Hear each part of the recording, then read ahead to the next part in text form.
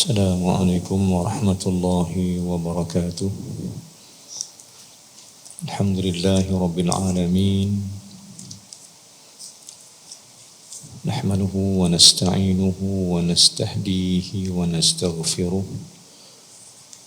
Wa na'udzu billahi min syururi anfusina wa min sayyiati a'malina.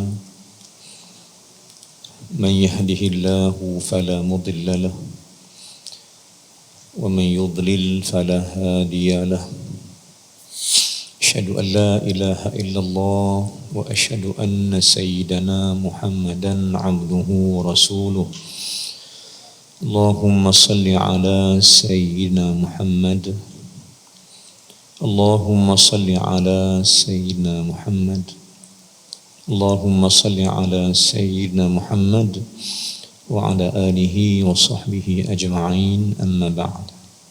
Alhamdulillah, syukur pada Allah Subhanahu wa taala yang masih memilih kita untuk hidup lagi pada hari ini. Alhamdulillah, karena masih lagi Allah beri ruang dan kesempatan untuk sama-sama kita beribadat dan beramal dengan amal-amal yang soleh dengan Allah Ta'ala. InsyaAllah hari ini seperti biasa kita akan membincangkan benda-benda atau perkara-perkara yang penting daripada Quran. Dalam bulan Ramadan, di akhir-akhir Ramadan, kita tetap akan buka Quran untuk kita kaji supaya Quran itu sesuatu yang terbaik dalam kehidupan. Ataupun kita namakan Quran dalam kehidupan. Kerana Quran kitab panduan hidup. Nah, hidup kena ada satu panduan. Kitab itu ialah Al-Quran. Yang ditinggal Nabi SAW,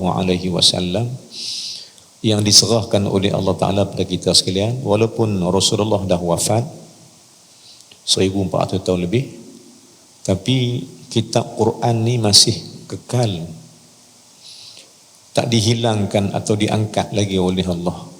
Kerana Allah nak kita berjalan kepadanya dengan Al-Quran ini. Sebab itu kita namakan Quran ni penyelesai masalah kehidupan. Carilah apa jua soalan hidup ni, nak cari penyelesaian dia, balik Quran balik. Kita jumpa dalam Quran banyak benda yang akan cerita jalan penyelesaian. Kalau kita berbalah-balah, kata Allah, bertengkak-tengkak, tak selesai masalah, farudduhu ilallah, balik Allah Rasul balik, yakni balik pada Al-Quran. Jadi hari ini tuan-tuan dan puan muslimin muslimat Allah sekalian, marilah sama-sama kita bincang Al-Quran hari ini.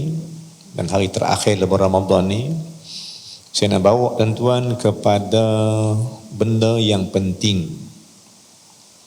Sebelum ni kita bincang tentang golongan-golongan muhsinin dalam Quran. Siapa golongan muhsinin ini? Golongan ihsan, golongan yang diberi kebaikan dan berbuat akan kebaikan. Itu kita bincanglah. Walaupun banyak ayat tu, tapi tak habislah saya kupai. InsyaAllah lepas ni kita sambung pula benda-benda ni semua. Dan kita hari ini, kita berada pada akhir zaman. Ya tak ya, kita kena patah balik memahami Quran. Sebut balik tuan-tuan, Quran bukan hanya kitab bacaan. Dia kitab kefahaman untuk amalan. Maka kalau Quran tu dibaca saja, tak sampai hujung. Jalan tak sampai hujung. Orang faham pasal apa kena baca, sebab Allah kata Iqra. Memanglah baca. Tapi boleh tak kita baca benda tak faham? Sonok tak benda baca, kita baca benda tak faham? Tak sonok. Contohnya katalah saya ni boleh sebutlah orang putih. Tapi baca sahabat orang putih tak faham. Buat apa nak baca? Baik saya tak baca. Kan? Maka Quran kitab bacaan betul. Tapi dia bukan takat baca, dia suruh kita faham, lepas itu beramal dengan apa yang kita faham. Inilah Quran. Tuan-tuan, para sekalian, kita nak syarah banyak panjang, masa pendek. InsyaAllah saya cuba setakat yang mampu, setakat masa yang ada untuk kita faham. Baik. Kita dah bincang sebelum ini tentang orang yang ihsan. Sedangkan di sana ada lagi orang yang Allah panggil taqwa, seperti dia orang taqwa. Beriman, siapa orang beriman. Siddiq, siapa orang siddiq. Lawan dia pula kadhib, orang penipu, orang zalim, orang fasik. Ni Al-Quran sebut semua. Kita belajar benda ni semua supaya kita tak jatuh dalam golongan yang Allah murkai. Tak masuk dalam golongan zalim, tak masuk dalam golongan fasik, tak masuk golongan-golongan yang Allah marah. Kita nak masuk dalam golongan orang yang Allah redha. Kerana itu kita minta pada Allah, siratal ladzina an'amta alaihim. Kita minta pada Allah supaya Allah masukkan kita dalam golongan orang yang dia redha, orang yang diberi nikmat keredaan. Siratal ladzina an'amta alaihim. Masukkan kami dalam golongan orang yang kau beri nikmat ke atas mereka itu. Ini kita minta. Berapa kali minta? 17 kali. Bukan 17 kali je, banyak. Campur dengan sunat lagi, tarawih lagi. Banyak kita minta masuk golongan yang Allah nikmat. Kalau tarawih 20 rakaat, berapa kali minta? 20 kali minta, 23 kali minta. Setiap malam campur dengan sunat lagi, yang lain lagi campur dengan fardu. Lebih kurang 30 kali lebih kita minta pada Allah, masukkan kami golongan yang baik, masukkan kami golongan dapat nikmat. Kita minta. Bila kita minta dengan Tuhan, Allah nak bagi tak? Soalan kita, Allah bagi tak? Jangan kata tak bagi. Jangan kata Allah tak bagi. Hak kita tak minta pun dia bagi. Kan? Hak kita minta dia bagi. Bermakna hak kita minta pun dia bagi, hak kita tak minta pun dia bagi. Pasal dia maha memberi. Baik, satu soalan saya. Apa dia benda yang kita tak minta tapi dia bagi? Apa dia? Jawab Ustaz. Tak minta tapi dia bagi. Apa dia? Apa dia? Islam. Kita minta ke Islam? Tak minta, tapi Allah bagi. Bermakna hak tak minta pun dia bagi, hak minta pasti dia bagi. Tapi Nabi kata pemberian Allah atas doa kamu ada 3 hal. Ni bab doa. Doa ni kata Nabi SAW, hasil doa tu dengan 3 cara. Setiap kita doa pasti Allah bagi. Sebab Allah kata muka surat 28 sebelah kiri, baris kedua 3 pada bawah, surah Al-Baqarah juzuk yang pertama muka surat 28. Lepas ayat puasa turun bawah, di bawah sana ayat 186 muka surat 28. Baik 3, 4 pada bawah Allah kata apa? Wa idza sa'alaka ibadi anni fa inni qarib. Apabila hamba-Ku meminta merayu-rayu daripada Aku, inni qarib, Aku dekat dengan dia. Ujibu da'watad da'i idza da'an, Aku perkenankan apa dia minta. Maknanya kita minta apa pasti Allah bagi. Cuma cara Allah bagi itu kata Nabi dipecah 3 cara. Pertama, hak minta tu Allah bagilah, Allah dia bagi. Dia instant, dia bagi terus, segera. Hang minta dia bagi terus. Satu. Yang kedua, Allah tangguhkan benda tu di masa lain. Dia bagi juga. Dia tak bagilah, dia bagi nanti. Mungkin minta hari ni, tahun depan dapat. Mungkin dapat hari ni, lagi 5 tahun depan. Ini cara Allah kabulkan permintaan kita. Dia tak bagilah, ditangguhkan. Yang pertama, Allah beri segera. Kedua, Allah tangguhkan pemberian itu di masa yang sesuai. Kerana Allah tu alim, maha mengetahui hal kita. Bila kita perlu benda tu, dia bagi. Dan yang ketiga, kata Nabi SAW, setiap doa itu Allah akan bayar. Pertama, segera. Kedua, tangguhkan. Ketiga, Allah ganti dengan benda lain. Hak kita minta dia ganti. Contohnya, ya Allah, aku ni miskin, ya Allah, bagilah aku kaya. Tak kaya. Kerana siapa tak minta kaya? Semua minta kaya kan? Tapi tak kaya-kaya juga. Kenapa tak kaya? Pasal Allah tak bagi. Bukan Allah tak bagi kaya, Allah ganti benda lain. Apa dia? Kita minta kaya dengan kata benda, tiba Allah bagi kaya ilmu, Allah ganti. Tang bagi, dia tak bagi juga. Kita minta, ya Allah bagi aku kaya, ya Allah aku ni lah susah hidup lah ni. Tiba-tiba Allah ganti dengan apa? Allah ganti dengan keampunan dosa pula dah. Dia ganti atas ilmu pengetahuan dia sendiri, apa yang patut untuk kita, dia ganti. Maka cara Allah makbul doa, kata Nabi, dengan 3 cara ni.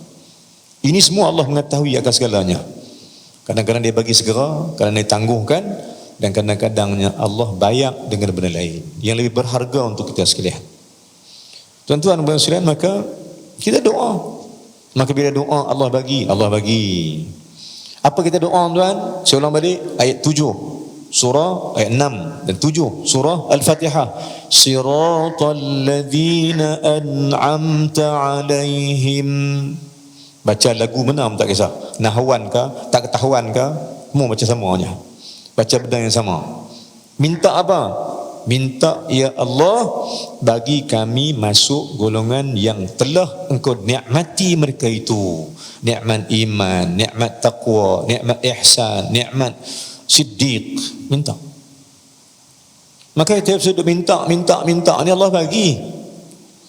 Sebab itu di akhir-akhir hayat hidup kita ni, kita dapat banyak benda. Rezeki ni macam-macam tuan-tuan. Rezeki. Orang bayangkan rezeki ni hanyalah duit ringgit. Orang lupa tuan, kadang-kadang anak soleh tu pun rezeki. Oh, tu kira anak, dia kira minta, ya Allah bagilah rezeki duit ringgit. Allah ubah kot lain.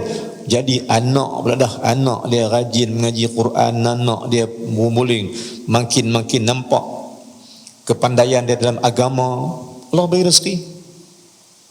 Hatta balik rumah, anak pegang tangan, cium tangan kita tu pun rezeki. Ada ayah balik, anak duduk tang mana tak tahu. Itu bukan rezeki. Dia balik, anak depan TV, sila panggung tengok TV. Ayah lu tengok apa lu? Tengok gambar. Cakap dengan ayah macam tu punya kasar. Itu bukan rezeki.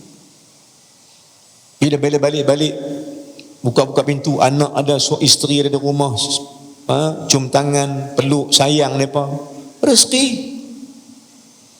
Maka jangan baca rezeki itu ialah materialisme, bukan benda material saja. Tak, rezeki itu ialah isteri dengar kata, anak jadi anak soleh,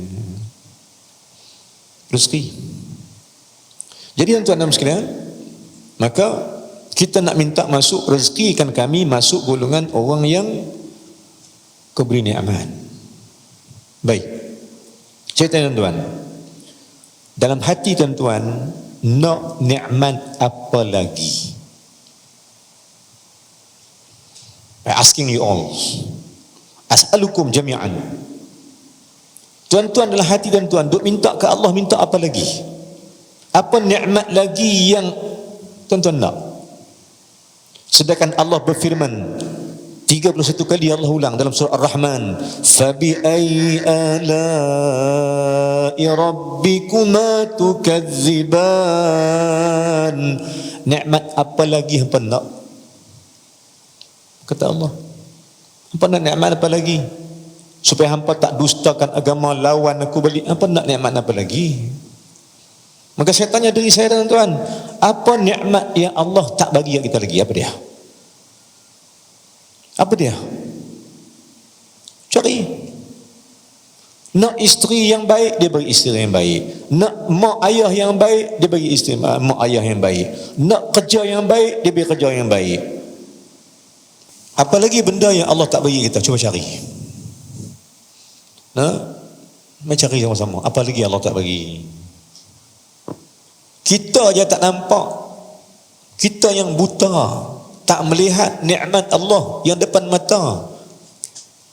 Nikmat Islam, nikmat dapat sembahyang, nikmat dapat bermasjid, nikmat boleh baca Quran, nikmat pagi-pagi dapat zikir, nikmat mak ayah ada lagi, nikmat pendapatan bulan-bulan ribu-ribu, nikmat makan minum boleh makan, nikmat. Nak apa lagi? Tuan-tuan, saya tanya balik, nak apa lagi? Allah tanya, bukan saya tanya, Allah tanya, fabi ayyi ala'i rabbikuma tukadziban, nikmat apa lagi ku nak bagi sampai hampa tak dustakan aku? Nak apa lagi ni? Tak cukup lagi ke? Jawab. Cuma jawab saja. Jawab dengan hati sendiri, jawab dengan Allah, bukan jawab dengan saya. Apa nikmat lagi yang kita nak daripada Allah yang Allah tak bagi? Jawabannya komplit dah, cukup dah, banyak benda dah Allah bagi. Sebab tu ulama kata apa? Abu Lisam Al-Khandi dalam kitab Tanbihul Ghafilin, dia kata apa? Sepatutnya jangan kau tanya Allah beri apa, patut kau tanya pada kau sendiri, apa kau berikan kepada Islam. Patut tanya gitu, bukan tanya Allah tak bagi, Allah tak bagi. Tanya hang bagi apa kat Islam, agama Allah, hang bagi apa? Hang tak bagi apa pun. Allah bagi punya banyak, satu pun tak bagi. Hang bakhil. Duit hang tak mau bagi, diri hang tak bagi, ilmu hang tak bagi, tenaga pun hang tak bagi untuk memperjuangkan agama Allah Subhanahu Wa Taala. Tiba-tiba dia minta, ya Allah aku nak ini. Tauhid, ilmu tauhid kata doa itu kena adab. Bila berdoa kena adab dengan Allah Ta'ala, maka adab itu ialah doa. Bila berdoa, minta Allah beri, minta Allah sudi memberikan. Padahal kalau kita tak minta pun dia bagi. Saya bersebut mengenai baru ni di kampung tentang Hikam atau Al-Iskandari rahimahullah subhanahu wa ta'ala. Di antara cara syirik orang tu dengan Allah ialah bila dia kata dia dapat sebab dia berdoa. Salah tuan-tuan. Pasal apa salah? Kata ulama tauhid tasawuf, kalau hang kata hang doa tu menyebabkan Allah bagi, bermakna Allah tewas dengan doamu. Boleh dah Allah kalah? Boleh dah Allah kalah dengan doa kita ni? Tak boleh. Pasal dia Tuhan, dia tak kalah dengan apapun. Bermakna doa kita bukan penyebab Allah bagi. Sebenarnya doa kita hanyalah alasan untuk adab dengan Tuhan. Padahal memang Allah nak bagi pun, pasal dia Ar-Rahman, pemurah. Sifat dia. Maka jangan kata dia tak bagi, dan jangan kata doa kita penyebab Allah bagi. Salah pada konsep tauhid yang sebenar. Nampak haluihnya tauhid ni. Dan kita doa pula jangan force Allah Ta'ala pula. Allah masih tak bagi, yang bagilah aku bagi. Sebenarnya beradablah ketika berdoa. Sebab itu jom kita faham, doa ini hanyalah hubungan kita dengan Allah, dan Allah bagi bukan sebab doa kita. Doa Allah bagi kita sebab memang dia nak bagi. Kenapa dia nak bagi? Kerana dia pemurah, maha pemurah, lagi maha penyayang, maka dia bagi. Maka tuan-tuan Allah sekalian, saya patah balik, apa lagi benda yang Allah tak bagi? Apa lagi? Cek balik. Sebenarnya bukan Allah tak bagi, kita yang tak pernah fikir apa nak bagi balik pada Islam, agama Allah. Saya tanya dari saya, dengan tuan, tuan-tuan, kita bagi apa ke Allah? Kita bagi apa ke Islam? Sebenar-benarnya kita kena bagi sesuatu yang kita mampu. Kalau diri bagi diri, bantu agama, bantu Islam, bantu orang ramai, bantu. Ada duit, bagi duit. Sayyidina Abu Bakar bagi habis. Dan bagi habis. Kerana itu dia dapat gelaran As-Siddiq. As-Siddiq maknanya yang teramat benar. Siddiq, syaddah tu sadaqa, saddaqa, alama, allama. Bu syaddah ni maknanya bersangatan sifat itu. Contohnya sadaqa, saddaqa, sadaqa benar, saddaqa teramat-amat benar. Alama, allama, alama mengetahui, allama lebih-lebih mengetahui. Gelaran ini diberikan kepada Syekh Fatani, alim allamah, bersangatan ilmu dia, lautan. Dia panggil allamah, syaddah. Karama, mulia, karama, lebih mulia. Gelaran diberikan kepada Sayyidina Ali bin Abi Talib. Sayyidina Ali bin Abi Talib karramallahu wajhah. Sebab karama, sebab lebih-lebih kemuliaan atas diri dia. Tuan-tuan bermuslim, maka kita patah balik, kita beri, Allah bagi. Dalam tak bagi pun Allah bagi, tambah kita bagi lagi Allah bagi. Tuan-tuan bermuslim, seperti yang saya janjikan, insya-Allah sekarang kita nak tengok dalam Quran. Saya nak patah balik lah. Hari ni hari penutup kita kuliah Az-Zuhur kita. Berapa kita bincang bab Quran ni, kita dalam mencari tajuk, kita mencari golongan-golongan ataupun mencari kumpulan-kumpulan dalam Quran. Quran sebutkan beberapa kumpulan: beriman, bertakwa, ihsan, kafir dan sebagainya. Kita cari golongan itu. Sebab golongan kafir ni golongan yang disebut oleh kita sendiri, ghairil maghdubi alaihim waladdallin. Sedang golongan yang baik itu kita minta siratal ladzina an'amta alaihim. Sebab itu kita nak tengok benda ni supaya kita buat satu model. Hak tak baik jangan pergi. Tinggalkan golongan yang tak baik, cari golongan yang baik. Baik tuan-tuan yang Allah sekalian, selepas kita bincang sebelum dibaca, hari ini saya nak jelas kepada tuan satu benda yang simple, benda yang asas kepada semua masalah golongan manusia ini. Yakni saya nak kembali balik tuan-tuan perbicaraan kita pada muka surat yang ke-432 dalam Quran. Buka Quran awal balik. Kau 1, 2, 3, 4. Al-Quran. Awal Al-Quran. Dari surah Al-Baqarah, kau surat 4, kau surat 3, kau surat 2, kau 1 Fatihah. Saya nak patah balik untuk kita faham, tuan-tuan. Faham tentang beberapa golongan yang Allah bagi tahu di awal-awal Quran. Ada golongan yang hampa kena trace, run for that group. Ada kumpulan yang hampa kena lari laju-laju pergi ke depan. Ada golongan yang hampa lari jauh-jauh dari depan. Dan ada golongan yang hampa jangan fikir nak bersama dengan mereka langsung.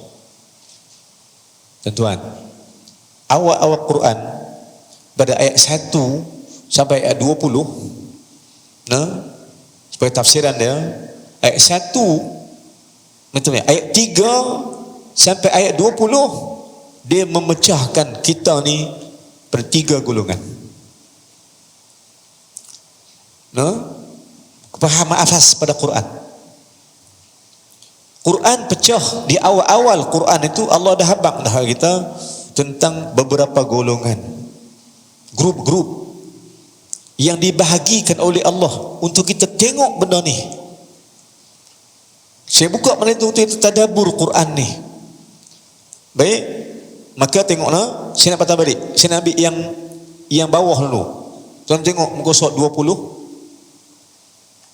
Minta ayat 20 muka surat 4. Dan mahu ayat 20 muka surat 4 sampailah kepada ayat yang daripada ayat 20 sampailah ayat yang ke-8.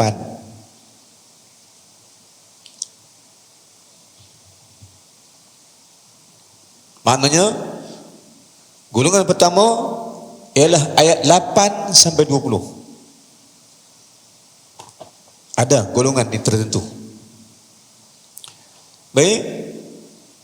Kemudian golongan kedua ayat 6, 7.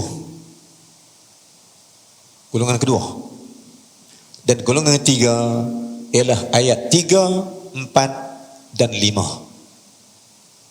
Allah asingkan 3 golongan di pihak awal-awal Quran supaya kita bukan baca, kita faham, kita reti, kita rasa nak pilih golongan mana. Pertama, tuan-tuan, pertama saya kupaskan insya-Allah pelan-pelan. Pertama, kita tengok ayat 8 sampai 20. Ini Allah cerita tentang golongan munafikin. Golongan munafik, dan kerja buat mereka apa dia? Allah clearkan. Golongan kedua, golongan kafir, ayat 6 dan 7. Apa cerita sampai jadi kafir ni? Allah cerita. Dan golongan ketiga ialah golongan yang beriman. Pada ayat 3, 4, 5 Allah cerita tentang golongan beriman. Ayat kedua Allah cerita tentang golongan takwa. Nampak? Ayat 2 Allah habaq golongan takwa. 3, 4, 5 Allah habaq siapa golongan yang beriman. 6 dan 7 Allah habaq siapa ikah orang kafir itu dan pasal apa jadi kafir. Kemudian ayat 8, 9, 10, 11, 12, 13, 14, 15, 16, 17 sampai 20 cerita pasal orang munafik saja. Tuan-tuan tengok nak, maknanya Allah nak abang apa tuan? Allah nak abang, wahai orang Islam, jaga-jaga. Munafik tu banyak. Dan jadi munafik tu banyak cara, dan orang munafik tu ramai. Ramai. Hak munafik ni ramai dan cara jadi munafik tu banyak.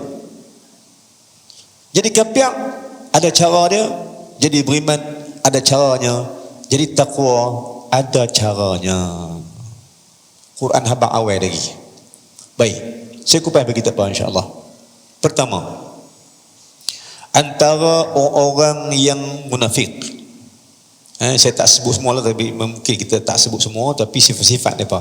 Saya ulang balik ayat 20 sampai ayat 8 atau 8 sampai 20 tergolong cerita orang munafik dan apa kerja mereka, apa perbuatan mereka sampai mereka jadi munafik. Kita tadabbur Quran, kita tengok Quran insya-Allah. Baik, tengok nak antara ciri-ciri orang munafik, golongan ketiga golongan munafik. Tapi kita ambil awal dulu. Apa dia penyebab mereka ni jadi munafik? Tengok. Pertama, antaranya Allah sebut dalam Quran sendiri. Tuan-tuan tengok lah, muka surat yang ke-4 baris yang ke-1, 2, 3, 4. Antara sebab jadi munafik, sebab jadi munafik. Muka surat 4 kira pada atas 1, 2, 3, 4 daripada atas. Saya nak kupas insya-Allah. Cara jadi antara cara jadi munafik itu ialah bila Allah kata yaj'aluna asabi'ahum fi adhanihim minas sawa'iqi hadharal maut. Tengok makna lah, tengok makna dia. Ayat yang ke-19. Yang ni apa dia? Orang munafik ni apa dia cerita dia? Allah kata yaj'aluna asabi'ahum fi adhanihim minas sawa'iq hadharal maut. Orang munafik ni bila mai berita-berita, mai benda-benda baik, cerita mengaji, Allah habaq Quran bagian-bagian, orang habaq jom mengaji sebagainya, ambil jari lubang telinga. Tak mau dengar mengaji, tak mau dengar firman Allah, tak mau dengar ulama kata apa, tak mau dengar Nabi habaq apa, buh telinga. Masukkan jari mereka dalam telinga mereka. Yaj'aluna asabi', masukkan dua jari mereka dalam lubang telinga. Fi adhanihim, adhan di mana telinga. Dalam masyarakat adhan mana telinga, maknanya ambil jari bulu telinga, tak mau dengar kebenaran, tak mau dengar nasihat, tak mau dengar apa benda Allah kata, tak mau. Ni orang munafik. Mengaji semua tak mau ni. Ni orang munafik, tuan-tuan. Sebab apa? Sebab mengaji ni cerita tentang apa yang Allah nak abang, apa yang Allah nak bagi tahu dalam Quran, apa Nabi bagi tahu dalam hadis. Pasal agama tak mau. Maknanya ciri-ciri orang munafik itu ialah tak mau mendengar akan kebenaran. Satu. Saya tunjukkan insya-Allah. Yang kedua, siapa lagi yang kedua? Apa sifat orang apa? Orang munafik ini yang dapat kita kupaslah nak. Yang ni apa lagi yang Allah sebut? Ayat 16 pun ada. Apa yang Allah sebut? Mereka ni beli kesesatan dengan petunjuk. Mana petunjuk tak mau, nak sesat juga. Petunjuk tak mau. Orang habaq suruh tunjuk, jom buat ini, tak mau.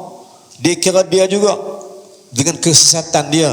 Padahal dia sesat, tapi dia kata dia dapat petunjuk.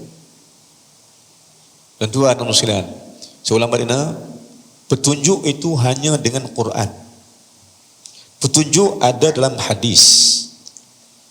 Siapa baca Quran kat kita, siapa baca hadis kat kita?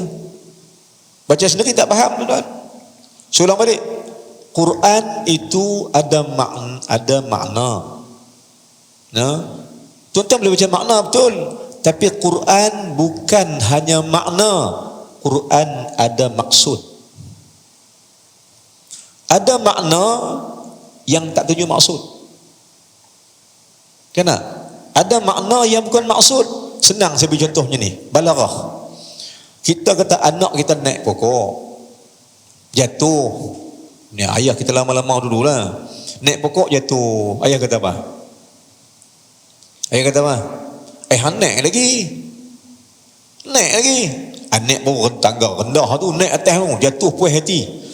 Dia suruh ke dia larang? Makna dia suruh, maksud dia larang. Ni Quran. Ada makna yang tak tuju maksud. Sebab itu Quran tak boleh baca makna, melainkan kena faham maksud.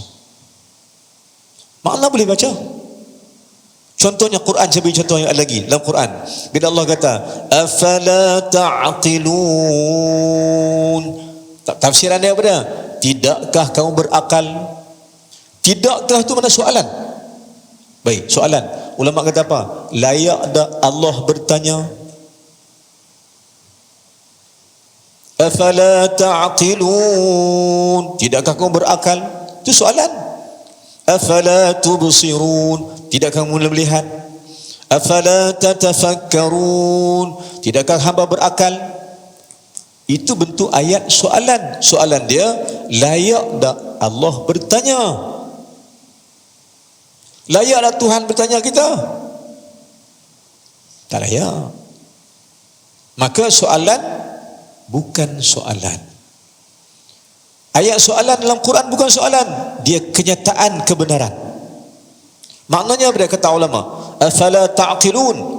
Tidakkah kamu berakal? Jawapan dia, sebenarnya Allah nak abang, memang hampa tak ada akal, tak boleh fikir.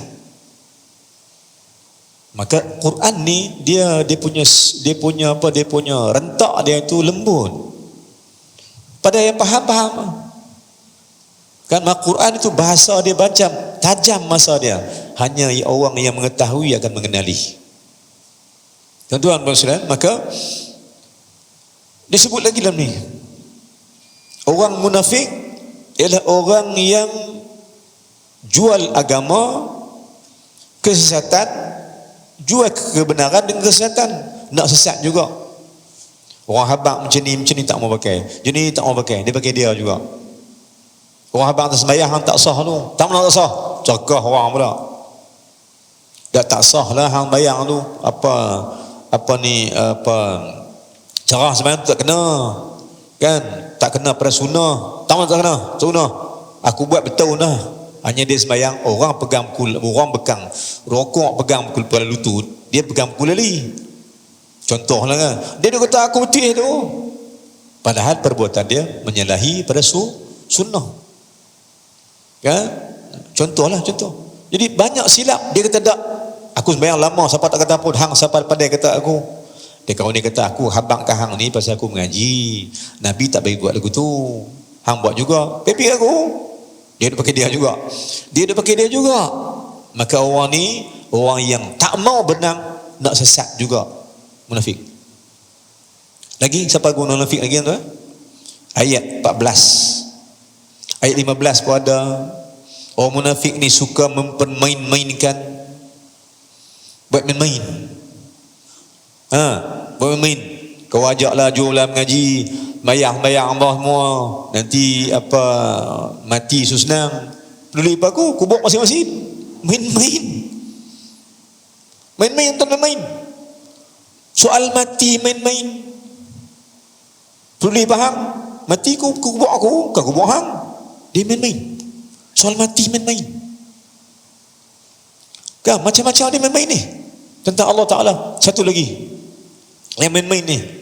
Tambah tak sedap. Dia kata apa? Dia kata kali dua orang. Lepas tu kawan dia kata minta maaf. Aku minta maaf salah. Dia kata aku tak maaf lah. Jumpa depan Tuhan. Oh boy. Ni main-main ni. Hang nak bawa pergi depan Tuhan. Orang tak bawa pergi pasal nak cepat masuk syurga. Hang nak lambat masuk syurga. Duduk hang lah. Tapi main-main sebab kurang faham akan agama. Iman tak tahu kat mana, akhirat tak tahu lagu mana, duk main. Duk main apa? Mempermain-main agama. Main agama lagi. Dia kata, aku tahan tengok aku pakai aku ni, tapi iman dalam tahu. Main-main. Tengok aku pakai selok pendek aku ni, tapi iman Allah tahu. Oh mui. Main-main. Maka main-main agama ni munafik. Ayat 14. Ada lagi sifat munafik apa dia? Dengan orang beriman, kata beriman, luang pada beriman, kutuk orang beriman. Depan orang beriman kata kami ikut, hang bagus kita beriman sama-sama. Belakang orang beriman, pirah. Boleh pakai semua orang ni. Kutuk orang beriman di belakang, munafik. Ini cara simple-simple sahabat lah, cara simple-simple. Lagi, apa dia orang beriman yang munafik lagi? Dengan orang beriman, dia kata orang beriman. Dia kata orang beriman tu bodoh-bodoh orang belakang. Lagi, orang munafik daripada dia. Ayat 12. Depa buat kerosakan tapi duk kata buat kebajikan. Depa melingkupkan agama, melingkupkan silaturahim, jahanamkan persahabatan orang. Depa kata kami nak bagi kawan. Kami buat ni pasal apa? Pasal agama. Munafik. Auzubillah min dzalik. Baik, kemudian lagi apa dia tuan? 13 ada, 12 ada, 11 pun ada. Baik, soalan dia, pasal apa dia sanggup memain agama? Pasal apa dia sanggup kata orang beriman tu dengan kata yang tak elok? Pasal apa dia tak mau dengar apa firman Allah? Pasal apa dia tolak agama? Pasal apa dia tak mau petunjuk? Pasal apa? Jawapan Allah bagi. Jawapan dia apa dia? Jawapan dia adalah pada ayat yang ke-10. Jawapan dia adalah mereka itu sebab jadi gitu pasal ayat 10. Allah kata dalam hati mereka ada penyakit. Yang tolak agama, yang tak mau beriman, yang main-main dengan orang Islam, main dengan ajaran Islam, main dengan orang beriman, pecah-pecah orang beriman ni pasal dalam hati hang ada penyakit. Hati hang kotor, hati yang tak bersih, hati yang tak baik. Tuan-tuan, sebab itu saya minta doa tuan-tuan, sebab itu minta doa, minta tuan-tuan satu amalan, tuan-tuan satu benda, ambil wudu, lepas ambil wudu doa, masa doa, ya Allah, ya Tuhanku, bersihkanlah hatiku dan diri aku daripada benda-benda mungkar dan keji. Minta. Ulama fiqh tasawuf kata apa? Wudu tu bersih kat luar, doa itu bersih kat dalam. Allahumma ja'alni minat tawabin, ya Allah jadikan aku orang bertaubat kat dalam. Wa ja'alni minal mutatahhirin, jadikan aku orang bersih hati. Waj'al min ibadika salihin, jadikan orang soleh. Tiga-tiga ni bab hati. Maka kita ambil wudu, jangan bersembang. Habis ambil wudu, tadah tangan doa pada Allah dengan doanya. Dalam doa tu selitkanlah doa Melayu kita, ya Allah, sucikan hati aku dan bersihkan hati diri aku. Suci hati, bersih di diri. Cukup dekat tu.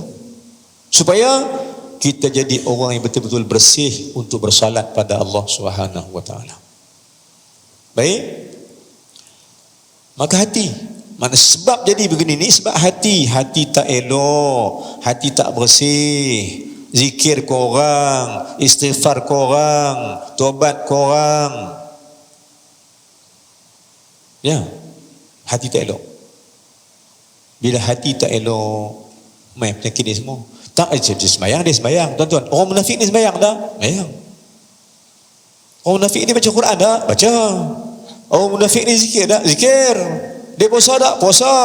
Dia zakat tak? Zakat. Tapi hatinya ada penyakit. Beza tu. Kalau gitu tuan-tuan, solat balik, rajin-rajinlah wudu, minta Allah bersihkan hati. Rajin-rajin istighfar, minta Allah basuh hati kita ni. Sebab hati ni umpama enjin sesuatu kenderaan. Kalau hati elok semua. Sebab itu dibuat persoalan, pasal apa sembahyang mula dengan niat? Pasal puasa mula dengan niat. Pasal apa zakat ada niat. Pasal apa haji umrah ada niat. Pasal apa ada niat? Niat itu bukan niat. Niat itu ialah hatimu. Kan niat itu mahalluhal qalb. Niat itu tempatnya di hati. Maka niat yang baik datang pada hati yang baik, niat buruk mai pada hati yang busuk. Ini soalan dia. Maka soal dia bukan solat. Soal dia adalah hatimu itu. Sebelum solat, kita ambil hukum fiqh. Boleh tak kita solat dengan baju yang ada najis? Boleh tak? Tak boleh. Soalan kedua, boleh tak kita solat dengan hati yang najis? Dua-dua jawapan sama. Tak boleh. Maka sebab itu solat balik, sebelum solat pakaian yang bersih. Sebelum solat hati yang bersih, kita solat. Barulah solat tu Allah terima, kerana Allah tak terima benda yang kotor. Allah terima benda yang baik. Innallaha tayyibun yuhibbut tayyiba. Kata Allah, Allah tu cantik dan baik, dan dia suka benda yang cantik dan baik. Tuan-tuan sekalian. Maka habislah sifat munafik. Pasal apa orang munafik jadi gitu? Kerana munafik ni hati depa ada penyakit. Maka tuan-tuan, apa kita nak buat? Jom banyakkan istighfar kepada Allah. Kerana istighfar sajalah boleh menghilangkan penyakit hati. Kan? Main taubat, minta Allah ampun dosa, minta juga Allah bersihkan hati. Saya sebut, saya baca kitab Tabat Mati, kita Kashful Ghaibiyah. Yang ni cerita orang mati. Tersyarah bagi apa dia? Orang mandi mayat hanya basuh zahir waktu hang mati. Tapi hatimu, wahai orang mati, hati hang siapa nak basuh? Mana ada orang tukang mandi mayat seluk sampai basuh cuci hati? Tak ada. Dia basuh keluar ya. Maka jawapannya, kita sendirilah sebelum mati bersihkan hati sendiri. Hak tukang mandi mayat tu dia basuh keluar ya. Dan Allah pun habaklah hadis kursi, Allah tak tengok, innallaha la yanzuru ila suwarikum. Allah tak tengok rupa pakaian kamu. Allah tak tengok jasad kamu. Walakin, kata Nabi, walakin yanzuru ila qulubikum. Allah tengok hati, bersih ke tak? Yang first yang Allah tengok hati. Maka jom kita bersih hati, sebab orang munafik hati kotor. Baik. Maka Allah habaq apa dah? Pasal apa jadi itu? Kerana mereka hati mereka ada penyakit, dan maka Allah tambahkan penyakit itu lagi. Lagi apa sifat munafik? Mereka cuba tipu Allah dengan cara menipu orang beriman, dan mereka sentiasa duk kata kamilah orang beriman. Mereka kata, declare kata mereka ni orang beriman tapi tak beriman. Kata kami nak tolong orang beriman, tak tolong, pergi khianat pula. Tuan-tuan, maka kita nak faham balik sifat munafik gitu. Maka jelaslah bagi kita tuan-tuan, ayat 8 sampai 20 cerita pasal munafik. Tuan-tuan boleh tengok sendiri. Habis bab tu, cara ringkas. Yang kedua, golongan kedua ialah golongan kafir. Mana petunjuknya? Mana ayatnya? 6 dengan 7. Apa ciri-ciri orang kafir? Allah abang, innal ladzina kafaru sawa'un 'alaihim أأنذرتهم أم لم تنذرهم لا يؤمنون. Adapun orang kafir itu, ni cerita jadi kafir ni pasal ni. Apa dia? Orang kafir ni, hampa peringat depa ke, hampa tak peringat depa ke, hampa ajak depa mengaji ke, ajak depa sembahyang ke, ajak buat baik ke, depa tak mau A'anzartahum am lam tunzirhum, sama ada beri peringatan tentang neraka, beri peringatan tentang syurga, dia tak pakai. Dia tetap menolak akan kebenaran itu. Habaq cerita pasal Quran tak pakai, habaq pasal hadis tak pakai, ulama habaq tak pakai. Maka orang ni ada ciri-ciri kufur. Dia bukan munafik, dia kufur. Hak munafik tadi kami kita dia beriman, kami beriman, kami percaya, kami tahu tu, kami percaya tu.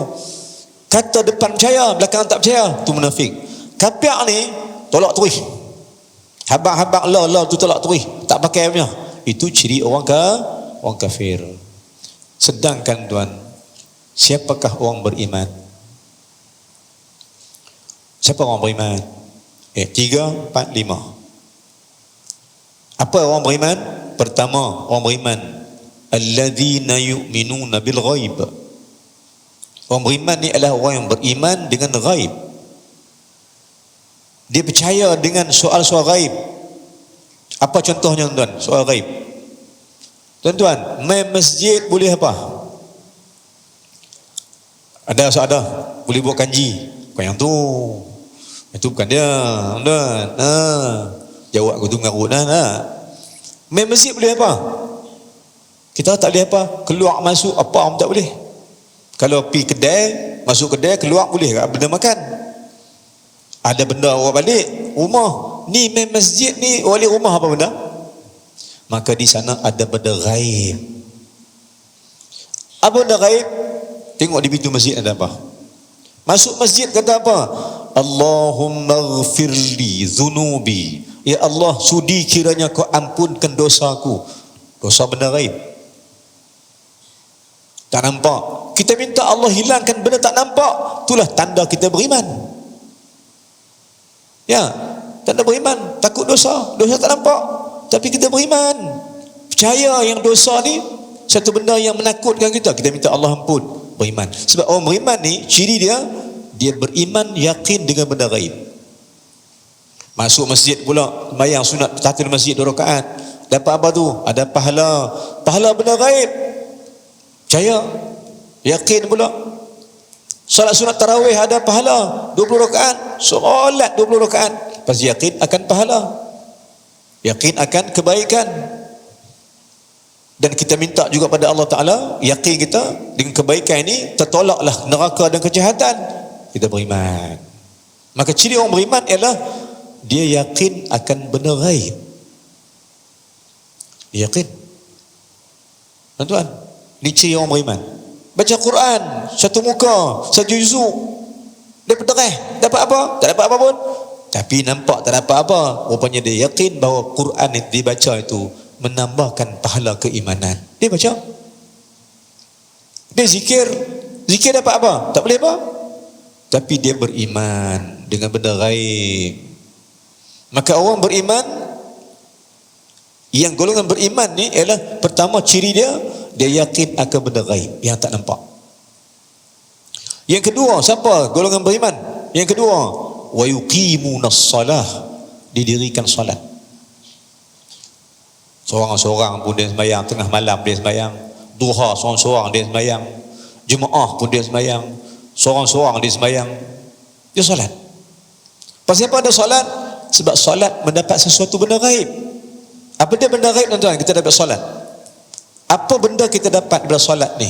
Benda gaib. Antaranya, siapa solat akan dapat redha Allah Ta'ala. Siapa sembah Allah, Allah beri keredaan. Redha benda gaib, tak nampak. Manusia ni kan benda nampak. Manusia tak lihat benda tak nampak. Kita baca Quran, banyak mana pahala. Contohnya kita baca Bismillahirrahmanirrahim. Ada berapa huruf? Ada 19 huruf. Ba, sin, min, alif, lam, ha tu kira-kira ada 19. Nabi kata pahala paling kurang satu huruf sama dengan 10 pahala. Bermakna bismillah saja dah 190 pahala. Fatihah ada lagi. Pahala pada pahala, keredaan Allah dapat. Benda gaib. Maka orang beriman, dia beriman benda gaib, dia solat pula. Oh, banyak perkataan dia baca. Allahu Akbar, 2. Allahu Akbaru kabira. Oh, banyak perkataan. Satu huruf sama 10. Maka solat itu menghimpunkan pahala. Solat menghimpunkan pahala keredaan Allah. Punya banyaknya dia solat, punya banyaknya pahala solat itu, tapi tak nampak. Satu huruf sama dengan 10. Allahu Akbar 8. Tentu saja 80 lah. 80 pahala. Himpun pahala ni. Himpun. Habis sekali. Assalamualaikum warahmatullahi. Assalamualaikum warahmatullahi. Habis. Oh, banyak pahala tu. Semua dihimpun. Pahala tu dihimpun oleh malaikat, oleh Allah Ta'ala. Tak nampak. Kemudian orang beriman yang ketiga, apa dia? Ciri orang beriman yang ketiga, lepas dia beriman dengan benda gaib, dia dirikan solat. Dia yang ketiga, dia infakkan hartanya. Wa mimma razaqnahum yunfiqun. Kata Allah Ta'ala, wa mimma, dan dengan rezeki kami yang kami berikan pada mereka itu, yunfiqun, mereka belanjakan, dia perhabiskan. Infak ni mana belanja, perhabis. Allah kata apa? Wa mimma razaqnahum, dan dengan rezeki yang aku beri kat mereka, dia perhabis. Maknanya tuan, rezeki kita ni bukan hak kita, hak Allah. Allah bagi. Maka Allah, bila Allah bagi, Allah suruh apa? Allah kata, bila aku bagi, hang kena bagi. Nanti aku bagi lagi. Allah kata gitu. La in syakartum la azidannakum. Bila hang bagi, aku tambah. Bermakna rezeki ni nak bagi tambah, kena keluar. Kena bagi. Zakat kena bagi, infak kena bagi. Quran sebut infak. Zakat hadis. Waqaf hadis. Maka Quran sebut infak. Waqaf tak ada dalam Quran, dalam hadis. Maka tuan-tuan, Quran highlight infak. Infak apa dia? Belanjakan. Belanja apa dia? Belanja tuan? Belanja. Kalau luar bulan puasa, kita pergi kedai, kita orang kaya, tengok orang nak makan berlima 6 meja, habaq kata okey, saya belanja semua. Perhabis ya. Perhabis duit tanpa ada satu pulangan balik. Tu makna belanja, tu makna infak. Sesungguhnya tuan, orang infak ni, kau akan dapat keredaanku. Solat lepas tu dapat redha, akan dapat faham benda-benda ghaib lagi. Ini benda-benda yang ada pada soal iman. Kemudian apa lagi? Orang beriman adalah orang yang beriman dengan Quran dan beriman dengan wabil akhirati hum yuqinun. Orang beriman ini yakin dengan hari pembalasan, yakin dengan hari akhirat. Tuan-tuan, Muslim, saya tanya tuan-tuan soalan. Lepas hidup ni, kita nak pergi mana? Kita semua, kita hidup ni sampai tunggu mati je. Hidup hanya menanti mati. Baik. Maknanya pada makna kita hidup tunggu mati. Baik. Selepas kita hidup ni nak mati. Mati ni tuan-tuan, apa benda apa yang ada pada mati ni?